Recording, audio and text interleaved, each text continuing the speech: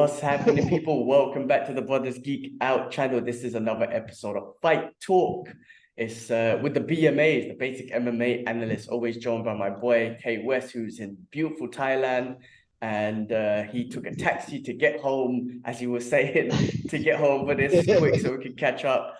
How you doing, bro? How's Thailand? How's everything out there? It's great, man. I mean, to be straight with you and everybody else, like I've been living a hermit life. I've figured some things out and kind of stay in the cave and take a week off because the whole of the last month I've just been like trying to work. Like no time to think. I was like, you know what? Let me go and pick up my PS Vita. Let me inadvertently hack it and play all the games I never got to play on PS1, on PS Vita, on PSP, and whatnot. And just kind of let the week kind of go past. It was nice to kind of fresh and everything. Yeah. I'm just coming up from immigration, which is why I was like, ugh. There's a little disturbance, like there's wind blowing. I don't know, like there's wind blowing into the mic or something. Yeah, it's that one second, fan. Okay, yeah. Sorry, man. Yeah. Yeah, much better. Yeah, so you just came back from immigration. So what, to get what is it, like a couple-year visa or what? What did they give you? At the moment, I'm trying to. You can get whatever it is that you're looking for. Obviously, you just got to pay for it, right? So you can get loophole. Anybody who wants to come to Thailand, and it's not even anything out of the ordinary because you can catch it online. But if you want to get a long-term visa and you don't want to necessarily work as a teacher and all this to go that way, you can do education visa. So you can go and study Thai, the language of Thai, or you can go and study Muay Thai if you want to, and they give you a visa for maybe. Oh shit, I didn't know that. They give you a visa for wanting to study Muay Thai. Yeah, it's called the Muay Thai visa. So it's a loophole. A lot of expats, foreigners, parang as they call them, they do that as a loophole to kind of be able to have that long-term visa and be there. So you can do it that way, and you can keep renewing it as well. It's about, if anybody wants to know, I can put it in the description. But it's reasonable, I suppose. It's reasonable. So I should be doing that, but I need to go and like figure out some coin first. So I just did a 30-day extension and doing it that way, but it's not impossible. And you can even, like, I was speaking to one guy in one city. I'm not even giving information about that, but one city, and I'm in a different city, as you know, right? And I messaged him and I said, hey man, I'm just gonna cost this. He said, what's gonna cost that? I said, okay, can you split it up? He said, yeah, we can do this much now and this much later. Okay, cool. And he gave me the options if you wanted to just train to become a referee, or they call it crew, or to there was another option. Anyway, he said, it's fine, you don't have to come to the city. You can just send over the money. So it's like, you don't necessarily have to attend your classes, whether it's Muay Thai or language, right? Not saying you shouldn't, because knowledge is always good to take in. But if you don't want to, you can go and do it that way, and you can have your visa for a year, and you have to go and at least stamp every 3 months. You need to go and get it stamped. You don't have to attend anything if you don't wish to. So I was like, oh, okay, all right, cool. Of course, it's different if you want to try work, right? That's a work permit. It's different. Like, so don't get it twisted. You can do that, and they catch you for that. But I think if you're an education visa, like in the UK, as you know, if you're studying, you can work a certain amount of hours, right? Like maybe 20 hours, 15 hours, and it's okay. But you can't go and have like a full-time job here and be on that visa. Like, they'll crucify you. So yeah, there you go. Cool, man. Cool. Well, I'm glad you're getting it all sorted, man. A lot of entire information on Thai visa. I had no idea that there was such thing as a Muay Thai visa, but that's good. That's good to know. It's good for people to know as well if you ever wanted to get out there and whatnot. Cool, bro. Sounds good. Sounds good. How you been, man? How you been? Leave Thailand for a minute. How's Dubai? How's you? How's your wife? What's going on? Yeah, it's cool. You know what? We just had our 1 year Dubai anniversary the other day. Not like we did anything, but it was just 1 year, October 14th. Yeah, it was cool. I mean, like, I got my car back. So my car was in the garage last week. I was just getting that protection film. I was gonna ask you how is the car. Oh yeah, you got the car. No, I mean the. Yeah, exactly. Yeah, the protection film on it. I mean, look, because of the terrain here and whatnot, and the stone chips and whatnot. Within a month, I had a stone chip, and I was just so gutted about that. But anyway, I paid to get the car protected, basically, a paint protection film that they put on it.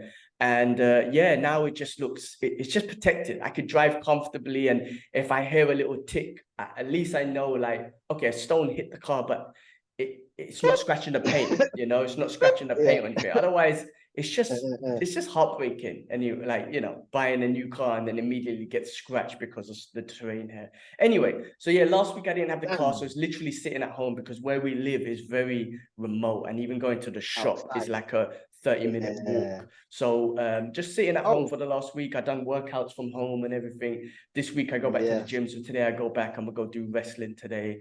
Supposed to do BJJ, but I got a work call at 9 o'clock. So I'm gonna do wrestling and then quickly rush home and do this call. So this week's a bit all over it. But got to get back into routine this week in regards to the martial training. I'll do BJJ on Wednesday. But yeah, no, but it's good. The other thing I started was I'm trying to get used. I want to do a cold plunge, and I'm trying to get used to that. So rather than buying a cold plunge, I was like, my missus was reading a book about creating habits. You're gonna buy one? Yeah, like a small cheap one, just a cheap one. Oh, nice.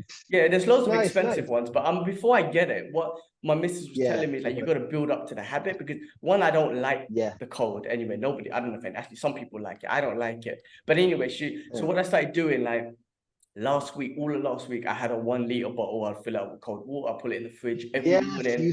I'll just go to the garden. I'll just pour it on myself. And then at the end of last week, I moved to a 2 liter bottle. So now I'm on a 2 liter bottle. And it sucks. I'm not going to lie. Even it's just that, it sucks. I'm like, I think about it when I wake up, when my alarm goes off. I'm like, I'm not feeling to pour this cold water on me and all that sort of stuff. But hold on. What if he's getting a cold shower? It's the same. No, there's no cold water here.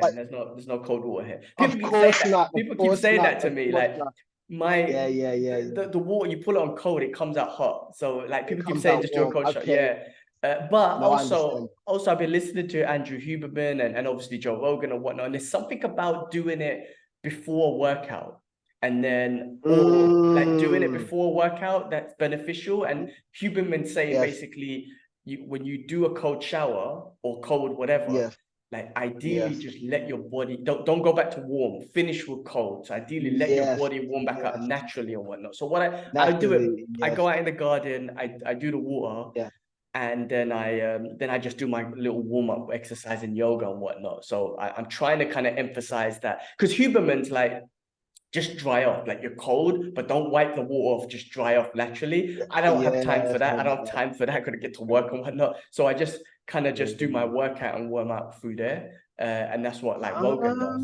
So that's why if I was to do a cold shower, what I'll end up doing is I'll have to wipe myself off. And anyway, wipe yourself off. Okay. So I'm trying to build the habit of it. So I'm on a 2 liter bottle, and again, it's just like pouring it on myself, and it sucks. And my mental, I'm like, I don't want to do this. I'm in the corner in the garden. I'm like, all right, let's go. And then I'll pour it on myself, and then it just sucks. But what I'm doing is I'm doing that. And then I'm going to eventually buy like a cheap cold plunge. It's like, it would cost like 75 quid for the cheap one I saw. And it just basically, it's like a little pool. Yeah, I've seen it. It's just like, boom. Yeah, and like I said, because it's a cheap one, it's not like, because the expensive ones, you can set temperatures and all that stuff. This one is just cheap. I think what it does, it does keep the water cool in there. I mean, in this Dubai heat, I don't know how much to do, but it's got a lid. But what I'm thinking of doing, like, just keep doing the cold water for now, and maybe within the next couple of weeks, get the cold plunge and then just build up to that, basically. So I'm trying to get into that, man.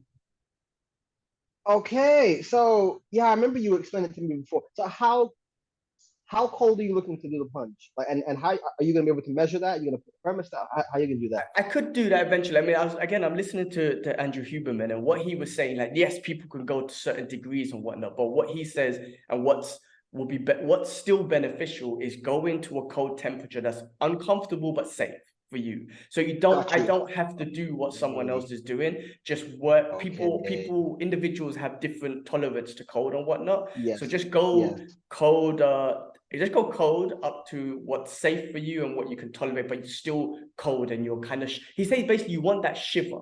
But then he's also saying stuff like, you don't want to sit in there and not move, because if you move, it adds more cold. So you want to be in there moving and whatnot. So I haven't got a degrees right now. I'm going to just start with like normal cold water and then work my way down, maybe get some ice, throw it in there and just work my way down, and rather than be like, oh, I'm going to do this much degree because so-and-so does it. But yeah, he just said, and the fact is, he said, for an individual, as long as it's cold and it's a bit uncomfortable and you do have those short of breaths and everything, that's a good. Yeah. You don't have to go freezing cold, and just work your way down if you want to. Most importantly, it has to be safe. So yeah, I'm planning to. I want to get that. I want to do that 3 minutes before my morning workout. And just help with. One, it will help with recovery, right? Because I'm old anyway, and my body gets smashed and jiu-jitsu and whatnot. And two, it just helps with the hormone and what do you call it? Autoimmune system and all that sort of stuff. So just finding a little thing. So yeah, so that's something getting into. Question for you: do you sprint? Yes. Do you sprint at all? I do. You do sprints? Okay. I do. I've laid off the running just because of my knees, but I do it sometimes. But so it's funny you say that. After every session, like my wrestling tonight, Muay Thai, whatever it is, BJJ, I go to the airdyne bike and I do the Tabala spin. I do it. But on Wednesdays, only Wednesdays when I finish my last martial arts session, then I would do sprint 3 minutes. I'll do the same sprints with the rowing machine. Then I go to the skiing machine. Then I'll go to the Tabala thing as well. So I'll do all three of them. I'll do all three of them sprints. There was another one. What was it? Oh, the battle ropes as well. So I'll do sprints all of that just to finish off. And I'll only do that on Wednesday after my last martial arts session, because Thursday, Friday, Saturday, Sunday, I work out from home or whatnot. So yes, I do. I try to do sprints every day after a training session, which is good, but sucks. Yeah. So okay, I'm gonna join you on that cold situation, because obviously I have a pool downstairs. It's cold. It's always cold, right? And when I'm not training in the gym, I train downstairs. I get my rope, do my Mike Tyson push-ups and some abs and whatnot. And I could easily just go in the pool and then go and work out from there. Same kind of thing, right? And then just warm up. Okay, I'm gonna warm up naturally. Do that exactly. Give it a try.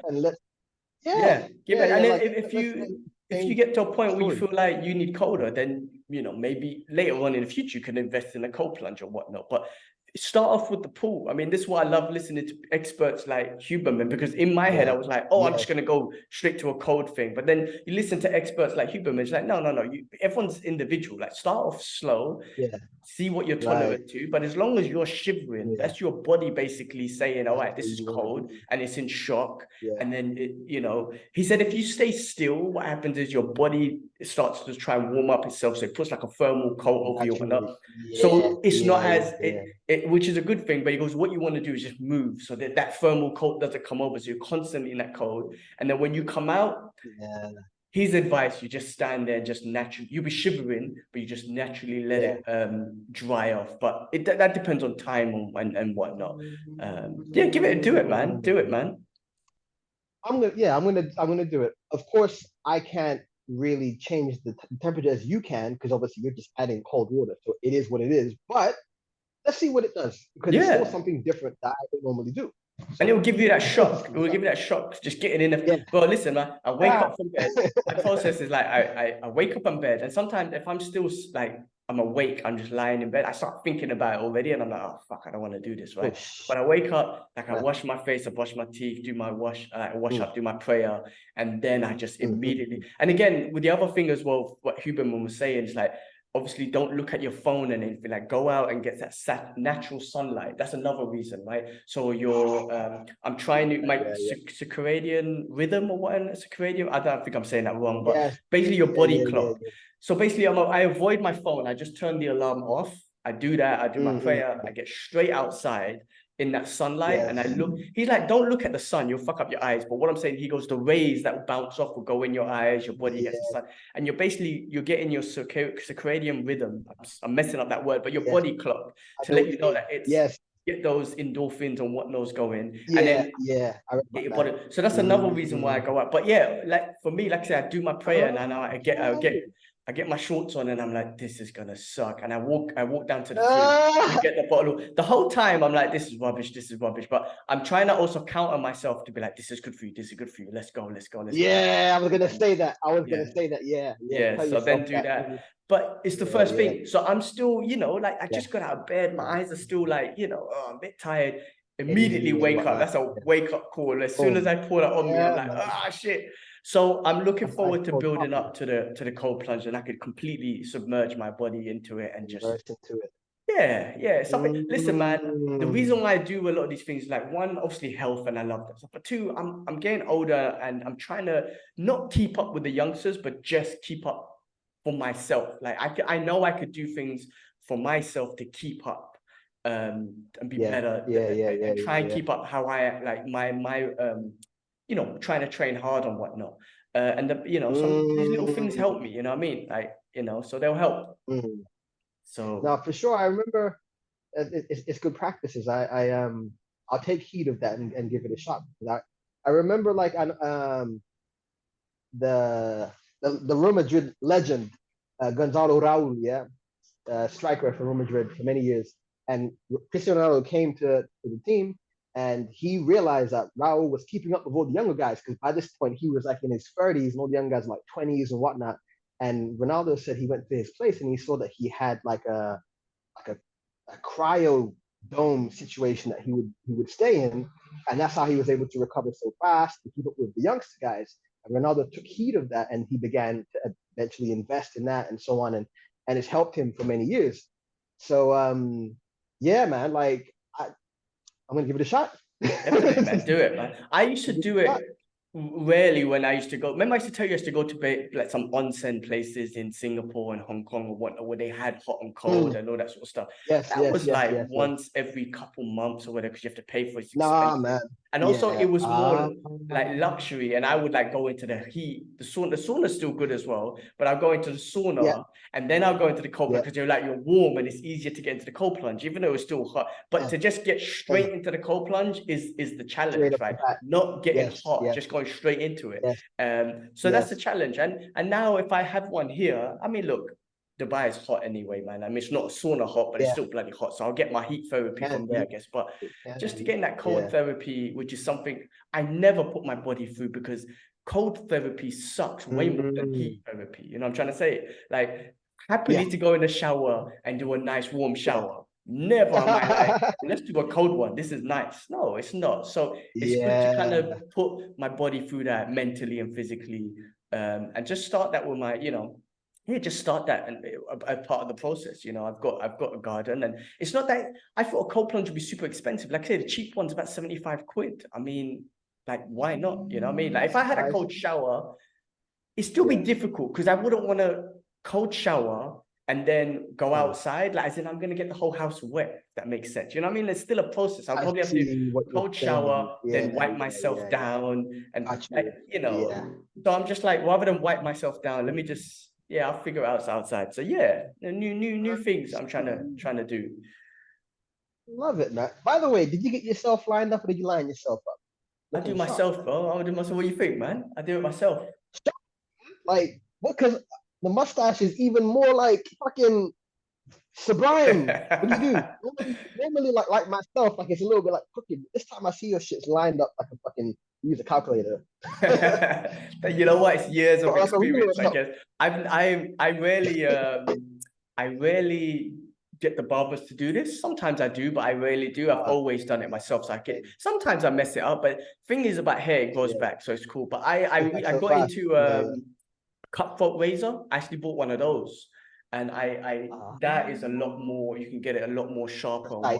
but Yeah, yeah, yeah, yeah.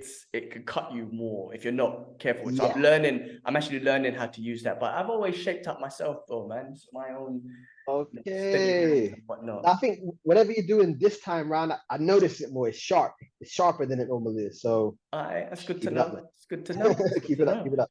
Cool, man. Keep it Well, up. Keep it look, up. we're here to talk about some fights, man. Let's talk about some fights because there's been some not just exciting fights, but some exciting freaking news. But let's start off with the fights first, right? Yeah, let's And start. Let's then start here. Let's start here. we'll go into the Yeah, UFC, yeah. which is the exciting thing for next week, which I can't wait. But look, this week's UFC fight. Look, it's me being basic, but I only saw the main fight, Yusuff versus Barboza. Sadiq Yusuff versus Edson Barboza, just because again it's at 3 a.m. man. I don't know what the hell's going on with this 3 a.m. stuff, and I don't have fight pass. But anyway, same excuse every time. But that fight, bro, look, Barboza is one of my favorite fighters. He definitely will go down as a Hall of Famer because he's been there. He's fought the best at lightweight. Yes. He's always fun to watch. I've always said when he strikes, it's always just beautiful technique. He's got one of the best and fastest switch kicks I've seen in any combat sport. It's just amazing how he throws it. Great fight. You know, like Sadiq Yusuff came in with a great game plan for round one, which is put Barboza on the back foot, and he got the better of Barboza. I believe that was a 10-8 round because Barboza is not as effective going backwards. But then I don't know. And I don't know if Sadiq he didn't gas out because he lasted the whole fight, but I think he overpaced and then he tried to reduce his pace. And as soon as he reduced the pace for round 2, 3, 4, 5, Barboza had the space to attack. It just switched. I thought the ref was gonna stop the fight in the first round. Good refereeing, good on Herb Dean for not. Really good referee. But Sadiq, if he kept that, I reckon if he kept that pace for at least 2 more rounds, he would have finished Barboza. I reckon so. Barboza. But the pace just came down and it gave Barboza that space to too come much back. pace. Yeah, to express himself. I mean, even for me, like, you know, I'm hot boxing when it comes to watching the fights. I'm not getting them as live as I would want to. And I watched that fight and I saw the first round and I was seeing Barboza getting smashed in and I was just like, okay, well, I know the conclusion to that fight. Let's move on to the next one. And I scroll down, Barboza won the fight. What? No. Okay, put that back. So no offense to Barboza, but I was like, oh shit, like, okay. I left you that message. I said to you, it's going one way so far. And I think, that's what's good. That's going to be the outcome. Remember the message I sent you? I'd already written it off. So, to see him come back and do it, it's amazing. It's incredible to see him do that. And, like you said, watching him is one of the best treats we have of Muay Thai art in UFC. So always great to watch him. And he's obviously not quite a gatekeeper just yet. Not yet, no, exactly. I mean, I woke up for this one, like I said, at 3 a.m., but I wasn't going to wake up for the whole card, not to be bad, but it's not a card that I was going to wake up and watch it from 3 a.m. So I just woke up for that fight. But, when I'm thinking about him as a striker, it reminded me of that quote that Chatri made about the strikers in UFC. I mean, he's... You can't... What can you say about Barboza? He's definitely one of the best. But then when it comes to MMA, it's different because you can't be as expressive with your striking because there's clinching, grappling, and all that sort of stuff. That's why it changes with MMA. Like, you can be the best striker in the world. We've seen it. You could be the best striker in the world. Like, we saw like Volkanovski coming over, who's a renowned K1 champion, all that stuff. And then what happened? I think Khalil Roundtree knocked him out, and he got grappled and whatnot. I believe so, if I remember correctly. The point is, like, it changes in MMA. Like, you can be the best MMA guy, you could be the best jiu-jitsu guy or whatever it is. If it don't go to that position, or if you get punched in the face, it's different, right? It's not so. Anyway, I didn't even want to take it back to that comment, but that's fine, but still, definitely in striking. But to add to that point, right? You need to adapt to that, right? Like, and unfortunately, he's not one of them guys who has done it. We've seen a lot of guys come in as wrestlers or BJJ guys. For a good example is Mackenzie Dern, or even to the later stage, Damian Maia, who was just a BJJ guy and eventually started throwing some hands. They're like, okay, he's not that one-dimensional as much. Or even Fabricio Verdum, very good example, right? He just had to get you down and do his thing and whatnot, and then eventually start knocking motherfuckers out. So, like, you have to adapt. And unfortunately, as much as I love Edson Barboza and you too, it's hard to say he hasn't adapted with the times. He just hasn't. You I know, think taking nothing away from his art, but he hasn't been able to add the extra tools that he needs to be a complete MMA fighter. I mean, I agree in one sense, but I disagree from the perspective of obviously he's training wrestling and jiu-jitsu. But I think what it is you can't, like, I don't know how long, I mean, he's been training it for a long time. He probably trains it every single day. But if you go against a Khabib, for example, as he did, who's been wrestling his whole life, it's different. Now, if it was, you know what I'm trying to say, it's different. So yes, he's got the skill set of jiu-jitsu and wrestling. But if you go up against someone who's superior at that, it makes it look like you don't train it, but obviously he does. You know, he got some take that he took Sadiq down in the last round of this fight and whatnot. So, you know, he's obviously training it, right? But he'll never be, right now he won't be a master at it, you know what I mean? And he's getting older now, like whether he become a master of it. So it's not, but I think he's adapting. It's just like, someone's better at it than wrestling. I need to try and nullify his wrestling so I can keep it on my striking. But it's easier said than done, you know. Even with me, like when I've been wrestling jiu-jitsu for a while, but when you know, someone who's I guess younger and bigger tries to take me down, or I try to take them down, like they can use their strength against me. And I'm like, shit, I can't even take this person down. And I'm experiencing it tonight when I go wrestling. Like when with the guys who are my size and less experienced, cool. I take them down. It's kind of fun. The bigger guys, it's a struggle. And I'm like, I know I've been training bigger than you. I'm just not good enough at my point to just nullify your strength. You know what I mean? And that's a lifetime of training, you know, it's a lifetime of training and experience. But you know, he's training. It's just difficult, I guess, when you're in. He wants to keep it standing. You know what I'm trying to say? Like, he wants to keep it standing, but people are going to nullify that. They're not going to give him that kickboxing space. They're going to take that away, which Sadiq did in the first round. He took that kickboxing space. He took that space away from him where he couldn't do anything. Like, he was getting clipped and whatnot. But you gave him that space. Sadiq gave him that space, and Barboza did his thing. You know what I mean? He done his striking. 100%. So, yeah. I mean, nobody can.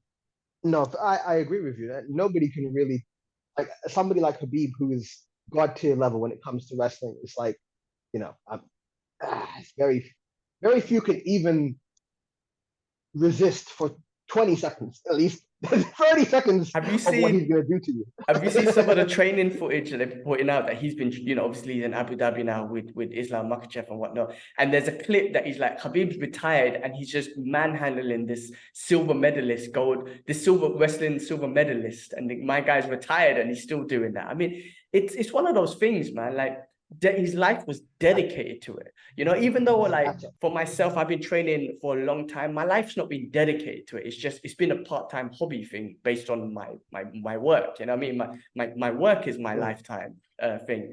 But so when you come across, like, so I've been training for that long, when you come across someone who's been training it their whole life and dedicated to it, it's a different game. Like the you know what I mean? Like, so it's just crazy.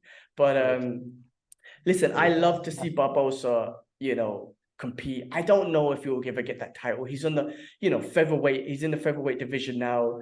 You know, what's his name? Alex Volkanovski, which we're going to get to in a second, is a champ there. I just don't see Barboza. Not even him. I'm talking about even with, you know, many of them. My mind's going all blank. I've got like guys in my head and I can't even say their names right now because my mind's all blank. And like Matt Holloway, like Holloway. That's the guy I had in my head. Alan Arnold, Calvin Kattar, those guys, yeah. Yeah, exactly. Just don't see that happening with Barboza. Right. Nice. Him like Cerrone, they just have a certain defense about them. Like, even what's his name, even the corner, or even maybe Yusuff or his corner was saying about his defense is not that good. Speaking about Barboza, obviously it is because he's able to do what he can do. But I noticed if Muay Thai fighters in MMA, from my perspective, what I've seen, most Muay Thai fighters or Muay Thai based stylistic fighters is Cerrone and obviously Roundtree, but Cerrone and Barboza are the most. Yeah, when it comes to their defense, they don't really move their head. Obviously, Muay Thai, it's not really their thing. That's why Rodtang's a bit different. He's moving his head, throwing elbows and shit. and that's why they call him Mike Tyson of Muay Thai or something crazy like that, because he's got all of them things together. But yeah, like I noticed like with Barboza a lot of the time, like there's no slipping, It's just moving forward, keep his hands together, and that's his style, That's just the way he is. Yeah, because with Muay Thai, Gotta like love it for it. to cover up, You gotta, you close yeah, it, right? that's it, yeah, But yeah, that's it, I mean, in this one, I tell you what, when Sadiq slowed down in the other rounds, you could see Barboza was slipping the jab. But that's Barboza going forward. That's him, Sadiq slowing down. yeah. But in the first round, he weren't slipping none of it. Sadiq was He coming in wasn't strong and just gave slipping him no nothing. space and pressure. And that's the way you beat Barboza, a striker like Barboza, just non-stop pressure. You kind of fake or you test the wrestling, go back to the striking, just test that space. So yeah, no, though, I mean, look, again, congrats to Barboza. It's amazing. I think Sadiq's still young. He's got so much to learn. He'll learn from this. He's going to grow from this. He's going to get better from this. And again, it's just fun to see Barboza fight, man. Definitely. Cool. Well, look, I'm gonna be real. I didn't watch any of the other fights on this card. To be honest with you, I don't know if you did. I was happy to move on to the next week's card, which has been super exciting. Of amazing, like broke the internet this week. I would join you on that because I didn't. Who else did I saw? I saw Michel Pereira. How was his debut fight? into middleweight. Yes, apparently he smacked it amazing. Yeah. Yeah, straight down the pipe, boom, like straight punch on the finish in one shot. It's so easy. So this could be a new reemergence of him in that division, and he's not. Yeah. He loves to do all that fancy, crazy, spinning, flippy stuff.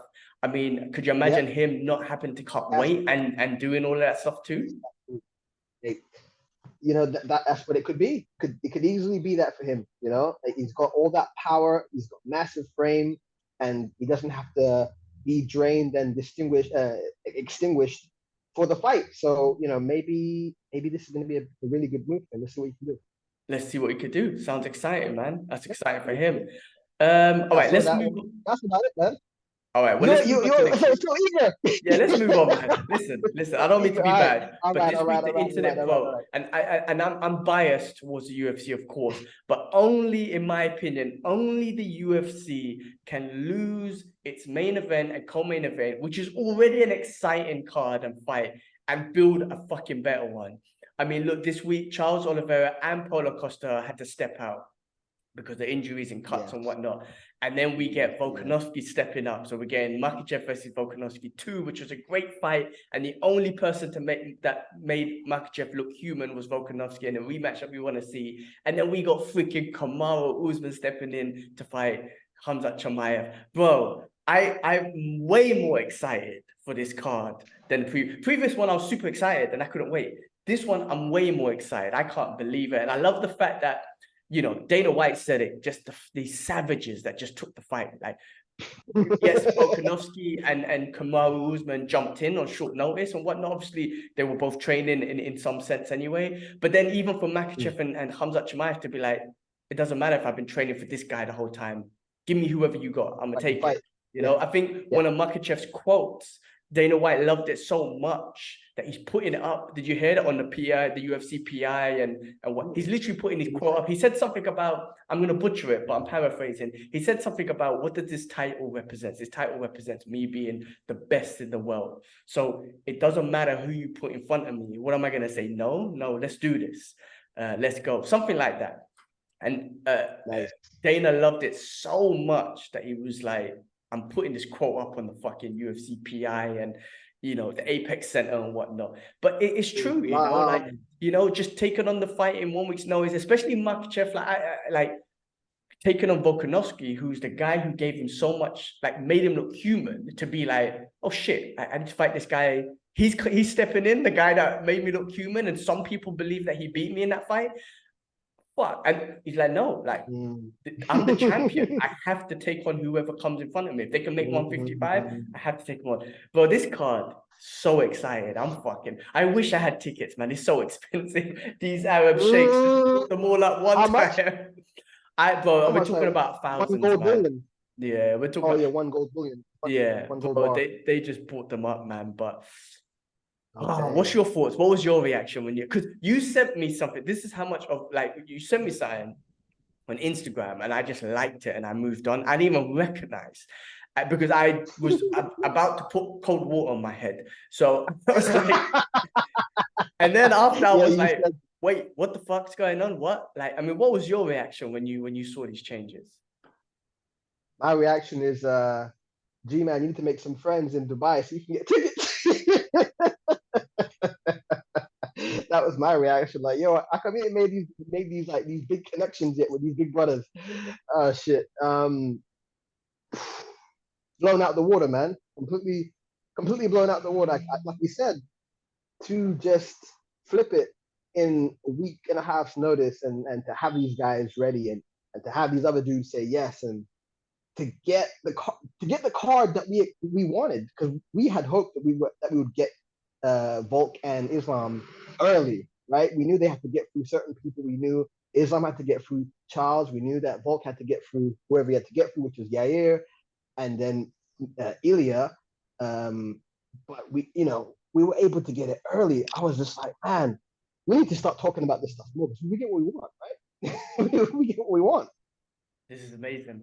We This get is what we want. amazing. We get I what we mean, want. it manifested somehow. It manifested Yeah. somehow, and this will answer a lot of questions. Unless it becomes another close fight, but this could answer possible questions. Does Volk come in on short notice and take him out, or does Islam Makhachev do what he does best and drown people and make it look easy, or does it go like again? It answers questions. The great thing about this fight is like now because they fought early this year and it was such a close fight and such a great fight, there's no like, oh, Makhachev's just gonna drown him. Like there's none of that anymore because we've seen what Volk has done and how he nullified that. There is none of that. Now, like, again, you can say short notice, but both of them short notice. Like they both been training. Let's be real. Yeah. That's nullified. I guess Volk hasn't been doing a fight training, but that guy's a beast anyway. Yeah.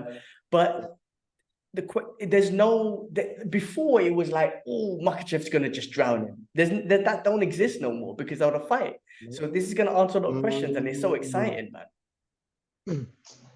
For sure. I think like Volk's been saying that he has to make a statement, he has to knock him out. That's a lot of pressure, but anything is possible in MMA. We do have one change from the last fight, which is that Khabib's going to be in his corner. Of course, he's not in the cage to fight for him, but I don't think he's going to be in the corner. No, I don't think he says he's not going to be in his actual. No. He's there training with them, but he's not cornering. No, it's not cornering. Because before they changed the fight, I heard he was going to be there for he's Oliveira. He's there, but he's not changed. He's not going to be. He said he wasn't going to be in the corner. Basically, what he said was like he retired from cornering, right, from coaching, and he goes, "Look, I'll be there training and whatnot.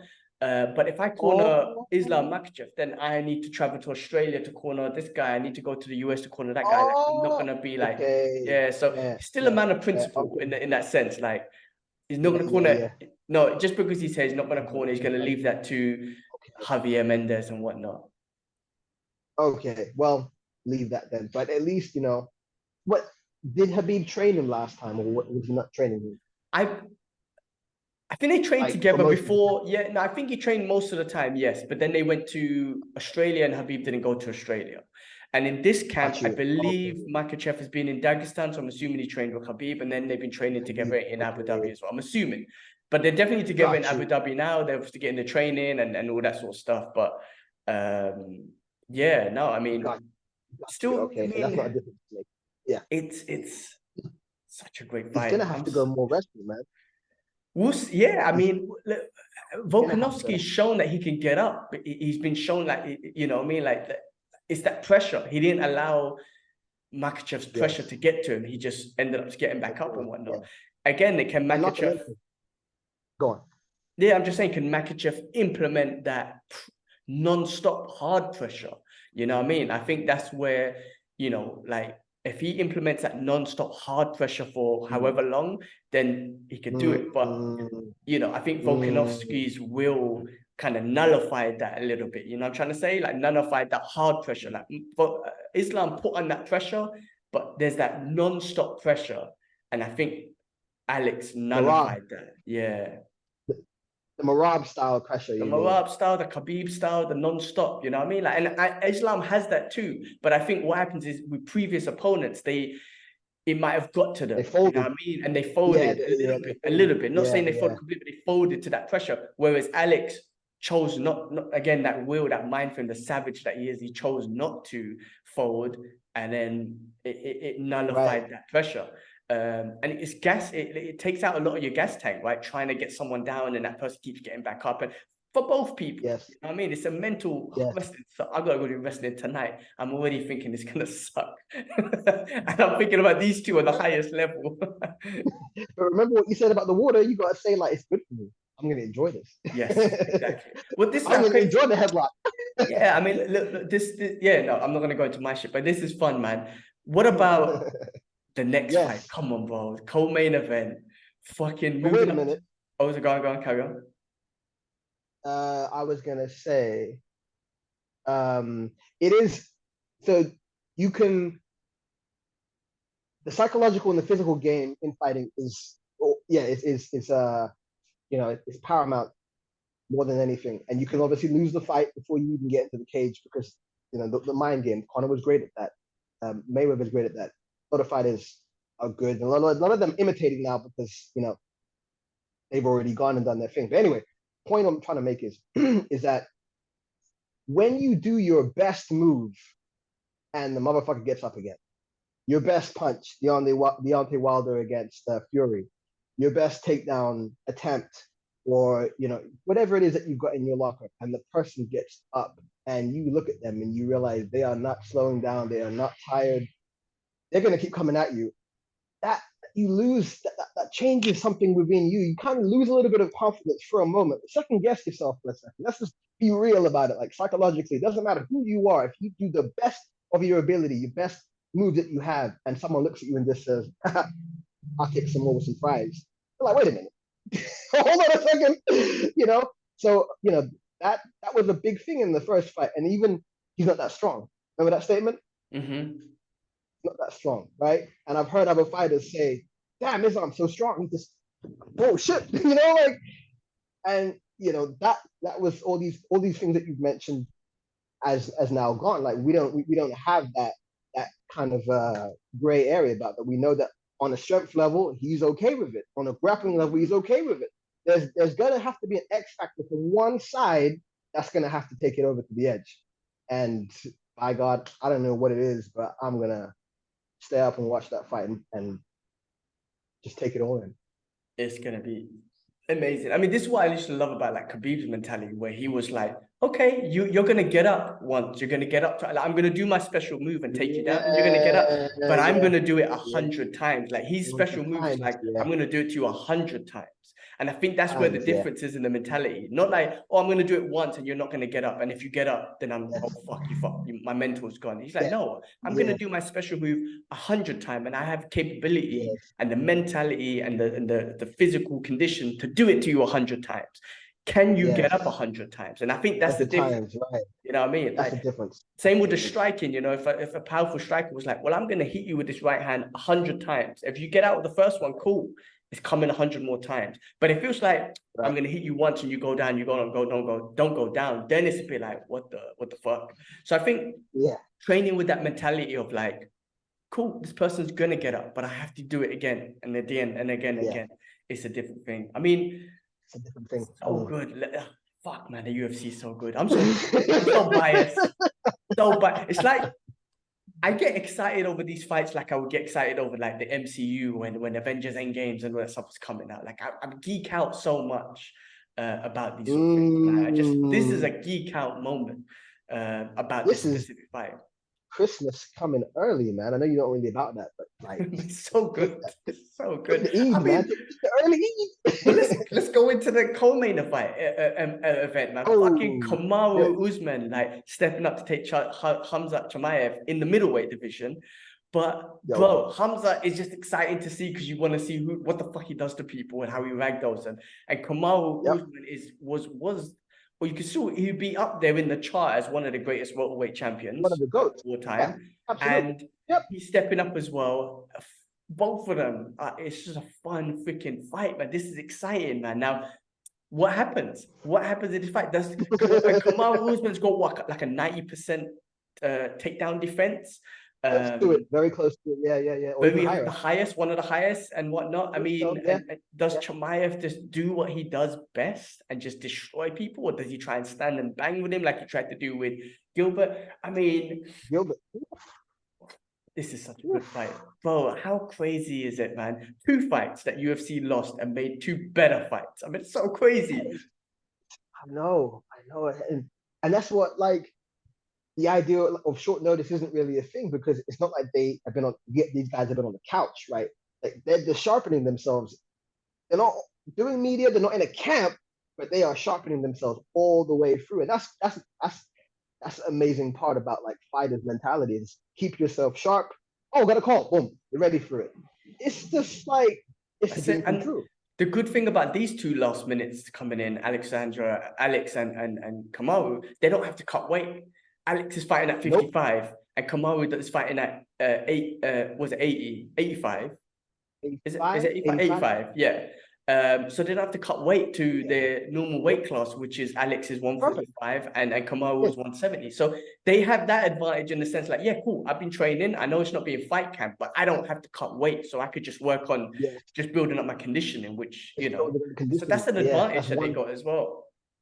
Huge. That's one fight they didn't have to make, didn't have to undertake, you know, and that's a big part of the fight game, right? Is trying to cut weight and just, you know, divide your body of all the nutrients and whatnot to make the scale. So that's it. And Bisping talked about this when he came in last minute and knocked out Rocco to become the champion. He was like, I didn't have to go through the mental battles and all this stuff, have a good day at training, have a bad day at training, and think, fuck, I didn't have to go through 6 weeks of fucking up my body and trying to find a peak and whatnot. And it was just like, no, I'm going for it. Injuries are cool, like they've, you know what I mean? Like when you go through camp, that's when people injure themselves, right? So he said that I didn't have to go through as much of the mental battle, and also my body's in a better position just because I didn't have to grind for 6 weeks. So, you know, it could be an advantage. Like, you got to look at advantages from both perspectives. Yes, no, you're absolutely right. It's a good point about the you know, the mental battle you have to go through in mental battle, and also the survivability of going through a camp and not getting injured, not picking up a little nick here and there, and that's going to alter things. And then you're going to hear, like, 3 weeks later when he lost the fight or they won the fight, oh, you know, I had a nursing a shoulder injury, whatever. But it doesn't matter, but it happened, you know. That's all off the table. So yeah, man, really good point. And I hope that we just have fun, man. Whatever happens, it's gonna be fun. I can't wait till. So my hardest days is Monday, Tuesday, Wednesday. I can't wait till Wednesday night. I finish my training and I'm driving home, because then I know, like, Thursday, Friday, like a bit more of a relaxed day. I'll be working out from home. It's not gonna be as hard. But then Saturday comes, the weekend comes. I can be like, oh my god, I'm gonna watch. Bro, can't wait. My friends are trying to organize to watch it somewhere. I personally want to just watch it at home because I just love at home. Yeah. I know you. I like that. Listen, I do like watching the fights with my friends and whatnot in a place, but those places, you know, people are gonna. Well, the place in Dubai, people won't be drinking, but it's the loud vibe. I want to hear it. I want to see it. I want to be engrossed in it. Anyway, we'll see what happens, man. I just can't wait. I can't wait. I mean, look, the rest of the card, fucking hell, you got Makhachev, Alcalaya versus Johnny Walker, which is fun. Ikram, Islok, I can't pronounce his names, bro. He's looking out. Yeah, all these names are company. You got Saeed Nurmagomedov. I can only pronounce that because Khabib. You got Mohammed Makhachev, who's fighting in the prelim. Someone from the UK I've been following as well. Okay. There was a poster. Oh, wait, is that the crazy guy? The one with the one eye? No, it's not him. No, I don't see him on the UFC site, but he's supposed to be there, bro. He's the guy with the one eye is supposed to be on this card. I don't know what happened, but I don't see him on the site. Oh, okay. So he's okay. Is it that the name you just said? Actually, the guy with the one eye, I think he's at the bottom. His name is Sarah Magomedov. Yeah, Shara Magomedov, the last fight, and his picture's not on the UFC site, but I believe that's him actually. He's got basically I don't know why they don't have his picture. I mean, I guess he's new to the UFC. He's new to the UFC. But he's just another Dagestani, supposed to be another Dagestani beast with one eye. I mean, how crazy is that? How can they let a guy with one eye fight? That's how much of a beast he must be. I mean, obviously, Bisping is a beast. He's been doing it he won the damn title with one eye and not telling anyone. But this guy, again, just one guy, yeah, it's just crazy, man. Guy coming in with one eye. But he has like partial vision, isn't it? I think so. When I say one eye, I don't know exactly how bad it is, basically. I think he has partial vision, but still, like, partially can get you knocked out. So yeah, he's a beast. Yeah, exactly. Such a fun fight, man. Such a fun fight. Cool, man. Well, look, outside of that, which we're looking at, and we definitely will catch up next week about these fights as they go on. So it's gonna be super exciting. Listen, I didn't watch the YouTube guy fights. I saw the highlights. I saw loads of criticism towards Dylan Dallas, just saying how embarrassing he was and whatnot. He didn't even throw like 10 punches throughout the whole fight. He tried to get a guillotine, and it was just embarrassing. Apparently KSI and whatnot. It was a close fight, but apparently there was so much hugging in that fight. You mentioned it as well. Someone put the stats down saying that there was so much hugging in the fight. I think in one round, it was like they done the average. Every round, there was like 13 hugs or something within a 3-minute fight. I mean, did you see the fights? I didn't watch them. I'm not as interested, but obviously it was all over social. So what was your thoughts on that? Indifferent, man. Like we discussed, you like definitively said, I don't give a shit about this fight. And I was like, yeah, no, I definitely agree with you. I've got no interest in it either. But I did end up catching a little bit of it. And yeah, it's not good for boxing. That's what it is. It's not good for boxing. Like, put on a great performance or an average performance, fine. Like, two people that are not the most experienced at boxing, fine. But you go in and like you said, hug each other for a good majority of the fight. It's not good for the sport. So that's just my take on it in general. But the KSI, the controversy is that KSI did better than Tommy. That's what I saw.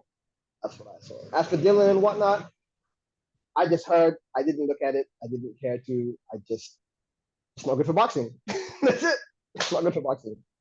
Simple as that. Yeah. Like I said, if it wasn't all over my socials, then it's not something I would have searched for. Yeah. So, maybe it's a good thing that it was on my socials so I could just get a highlight and whatnot. But yeah, it's not interesting. I would 100% watch Barboza fight over that. You know what I mean? Like, 100% in my opinion. But listen, they whatever they got going on is cool. Like, with Jake Paul, I have to be real. Like, he's been training and fighting consistently. He's someone I could take serious as I've mentioned this before, as a boxer. So I could be like, yeah, I'll watch a Jake Paul fight. But if he's looking to fight another YouTube guy like KSI and whatnot, then I won't be as interested. But when he puts challenges himself against like a Tommy Fury or a MMA fighter, I'm like, I'll check that out. But YouTube fight against YouTube, I mean, Dylan Dallas, to me, I feel like he's a YouTube fighter. I mean, apparently apparently, like I said, people said it was just embarrassing. He just got smashed by Logan and whatnot. Anyway, that's that. What else is happening? I think just to add to that Tommy Fury, as I said to you on the voice note, he should have set the example against KSI. It should have been one-sided fight, given his pedigree, given his family, given what he's about, which is with professional boxing. He should have put KSI to bed, or if not, dominate him. And maybe he's just not ready yet. Maybe he's got to take more time and develop. Interesting, but he beat Jake Paul and people. You know what I mean? This one they're saying it was a lot more closer than it was to Jake Paul. So interesting. I wonder how good KSI is. I mean, because KSI lost against did KSI lose against the Paul brothers? One of them? Did he fight Logan? I don't know. I think he fought Logan, I think, twice. I don't remember the results of it. But KSI has been training with the same camp as MVP, right? So he's got that bouncing style. He's on one hands down, right? So let me add in those two. He's got that style, and he's a lot faster than I think Tommy Fury anticipated that he would be. And he did have a little bit of trouble catching him and getting the timing down, and he did throw in a straight right punch that did like shake Tommy a little bit as well. And those things were factors that I think Tommy didn't expect. But all in all, you're a boxer. You're a boxer. It doesn't matter. You know the fight with the jab, right? You know the fight. He's like a good boxer, ringmanship and whatnot. You don't hug a dude for that much time. You put strategy into place to out jab him or to close him down, or to dominate him. His brother is amazing at doing that. He throws the jab, he leans on you, puts his weight on you, he gets out, and then he overwhelms you. Like he's really good at doing that. I'm talking about Tyson Fury here. Yeah. But Tommy's younger, maybe takes more time, and maybe he hadn't seen that kind of style before, because you got somebody, you're used to seeing people knuckle up normally, and you got a guy with his hands dropping, he's going in and out and doing MVP. It's a bit like, whoa, So maybe it's just time for Tommy, Yeah. More time to grow. Yeah, I mean, look, he'll never. His brother's one of the greatest. Doesn't mean he has to be. It's a different thing, right? And he's more of a. He's not. His brother's dedicated his whole life to boxing. Full stop. He's been a celebrity on TV shows, and he's a pretty guy and all this sort of stuff. So it's a bit of a different one. But yeah, no, I mean, look, talk about his brother. That fight's coming up with Ngannou by the end of this month, I believe, as well. So that's going to be a fun one. When I say fun, that's something I would watch, because you got the heavyweight boxing champion versus the heavyweight MMA champion, UFC champion, obviously in boxing, but it's more exciting for me just to see what happens, especially because of heavyweights, Ngannou's power. Ngannou's always wanted to be a boxer. He's won most of all his UFC fights, I guess, from a boxing perspective, except Cyril Gane wrestled him and whatnot. I mean, I find that exciting. I do think Tommy Fury's going to win. I think Tyson Fury's going to win. Same thing. I think he's going to outbox him. I think he's going to put his weight on him, dirty box him. He's got the movement. He's got such an amazing movement. He's bigger. He's towering above him a bit. Of course, if he gets clipped with that shot, with that Ngannou power, we'll see. We shall see with those gloves and, just boxing. We shall see. But because he got up from Deontay Wilder, he took Deontay Wilder's shots. I mean, that's something. So, but I see Tommy Fury. Why don't you see Tyson Fury winning? I just see him. I see him winning. Yeah, I see him taking him out. Simple. Like, I don't see Ngannou. I feel like it's a 90% chance, like 90-10. Normally I would say if it was Floyd Mayweather versus McGregor, I would say it's like 95-97% Floyd. But in this one, I'm saying 90, just because it's heavyweights and Ngannou does that heavyweight power. But I just see 90% of the chance of the time Tyson Fury win. I keep saying Tommy for some stupid reason. What do you think? What's your thoughts? I want to go back to the Usman fight in a second, but I would say if Ngannou pulls it off, then we have like one of the greatest boxing coaches of all time in Mike Tyson. Because if he can pull that off, like, it's ridiculous. If he is able to impart wisdom from Teddy Atlas and Cuss and all these other trainers, great trainers, Yamato, all these great trainers that he's had over the years, and pass it to Ngannou and give him a complete guide of boxing with your power and whatnot, and able to beat arguably one of the best heavyweights, should we say, of all time? Yeah, he's up there. One of them, yeah. Yeah. Okay. So, and he's able to beat him with that, then Mike Tyson deserves an award. Hey, listen, he can't. He'll never be able to fight like Mike Tyson. I mean, I've heard Ngannou say this, or even Tyson said, like, I can't teach him my style because we're two different bodies, different sides. But yeah, like knowledge. I think there's just knowledge and whatnot. Yes. But I do not see Ngannou outboxing him at all. Tyson Fury is going to outbox him easily. Outbox him absolutely.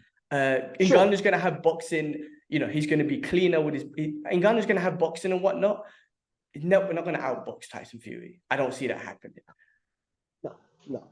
I mean, Tyson's style wasn't really a boxer, right? He was a lot. Of course, he was clean, but he had a brawling style, But it was also kind of like beautiful chaos. You know, come in, and bam, finish you, right? And, it looked crazy. Beautiful footwork, both beautiful footwork, amazing head work, and that peekaboo style was just elegance. Yeah, beautiful for elegance.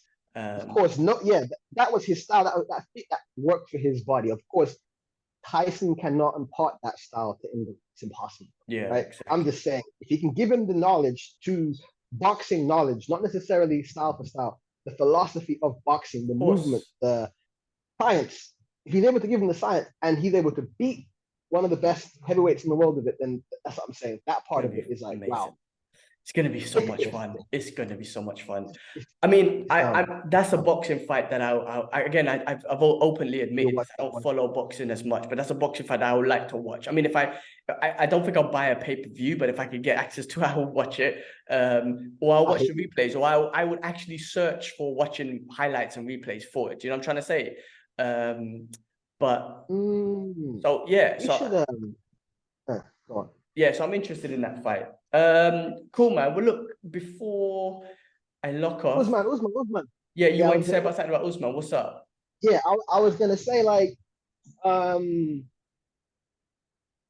if Khamzat goes in with the same style that he's going against Cold Plunge, right? Given Usman's jab is like a right cross or some shit, like a dynamite in his hand, I think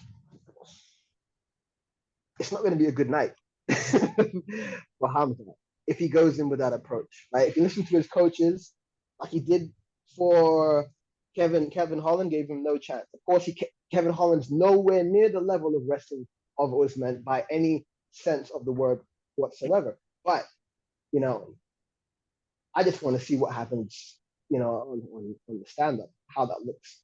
Like, what kind of things are they going to bring to the table? Like, both of them. Because Khamzat, he throw kicks. Does he throw kicks much? Yeah. He throws everything, right?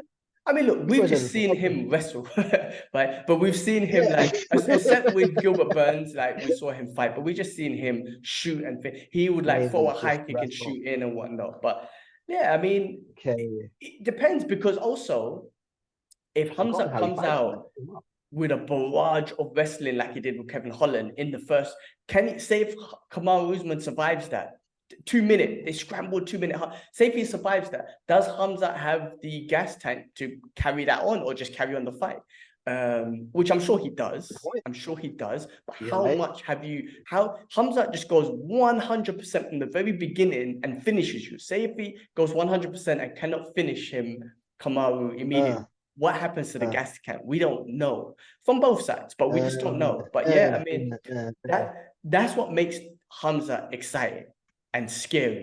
Can he do that? But then Gilbert Burns was that guy who's like, well, you can't do that to me. Well, I don't know. Maybe the game plan of Khamzat, he messed up or whatever it is. But the point is, like, you know, like Usman is probably the best wrestler he's fought. Right? They're both coming up. They're both welterweight. The fun thing about this, they are both welterweights. Even though Khamzat has missed weight, that's why he had to go up. They are technically both welterweights, and they were supposed to fight in that division anyway, or they were talking about it. Yeah. So I feel like the only advantages is like, okay, Kamaru's coming in last minute, so there's a disadvantage there. However, we spoke about it. The advantage is there's not that much mental. There's not that battle and 6-week camp that he's putting his body through. Khamzat Chimaev, yes, he's had the longer camp, but he's put his body through way more shit, and he's got a last second change of an opponent. And then they're both coming up from welterweight to middleweight. I think it's like even. Like I think like the advantages and disadvantages even this one out. You know? Yeah. Yes. Totally agree with that. I mean, like, I was gonna say, if either of us find a stream, we should see if we can share it. Maybe do it. Can we do a video while we watch the show? Like, share screens and. No, not of the main fight. No. We'll get censored, or Dana White will come after us. Hey, get out of here, Baldy. No. I mean, like, like, we watch the fight together, right? We can do like a. Get to a Zoom call. Like record. Yeah. That's what I mean. Yeah, let's do that. Yeah, let's do that. Okay. I'm cool with that. I'll bring my computer downstairs. You have your computer or whatever. Yeah. While we watch the fight, Yeah, exactly. Cool. Yeah, for And then we sure. do that, and then we do that for Ngannou as well, because you were saying like if you would do anything you can to watch us, thinking, let's fucking do Yeah, all right. it. Well, look, I know I got some friends that want to meet up and go do this. Like, if they do, then Yeah, I'll let you know. yeah, But if I'm sure, sitting at home by sure. myself watching it, then yeah, fucking I'll let you know Right, and let's zoom it, man. right. All right, wonderful. Awesome, awesome. All right. Well, look, on that note, let's leave Yes. it there. We got excited, we geeked Okay. out about some fights, which was awesome. I feel like I know we we were off for a couple of weeks and whatnot, but we really geeked out today, which was awesome. And we're gonna geek out next week after we see whatever these results are, man. So guys, Nuts. as usual, thanks for Nuts. watching, thanks for all the support and and all the good shit. Like, subscribe, comment, and fucking hell, exciting fights. Let's do it. Let's not mention in 3 months' time, Bolt's gonna fight Ilya Topuria, and he's just like, you know what? Fuck it. Like, this is what I'm here to do. I'm like, oh my god, you're a legend. He's a beast. He's shown himself to be flyweight GOAT, one of them at least, and just pound for pound, one of the best as well. So there's no doubt He's still about it. above Islam, right? I Fine. believe so, and he Still, deserves it. I think because he's going up, he's coming up and down, like you know what I mean. Like, he deserves it. I think. yeah. Islam against Leon Edwards or Colby. What are you saying? I think it'll be interesting because He wants to do it. he wants to do it, and He wants to do it if he can hold it. it'll be a harder fight. I think Leon will be an easier fight from a wrestling perspective, but even though Leon's wrestling takedown defense has been great, Kobe, I think, will be harder because of the pace and the wrestling, but it'll be an interesting fight, man. I mean, that's what's to come if Islam manages to hold it, right? Because he wants to go up at something. He wants his chance to be pound for pound. Exactly. And I think he registered that, okay, Volk has gone up, and that's why he's got it. Give me a chance to do the same. So we'll see. Fun times, man. Fun times with those divisions. It's exciting, and we will know how things go next week, I guess, man. I'm looking forward to it. Cool. Look, on that note, I gotta keep moving. I gotta head out. I gotta go do my midday prayers, and I gotta get back to work and stuff. But bro, as always, good to catch up. Good to see and hear that you're doing well in Thailand, and we will be geeking out about the fights next week. All right, people. Prediction on Thursday, Friday. What's that? Prediction on Thursday, Friday. Let's do a little short of predictions. Yeah. All right, cool. We'll do that as well. All right, we out, people. Thank you, everyone, for listening. See you next week. Peace.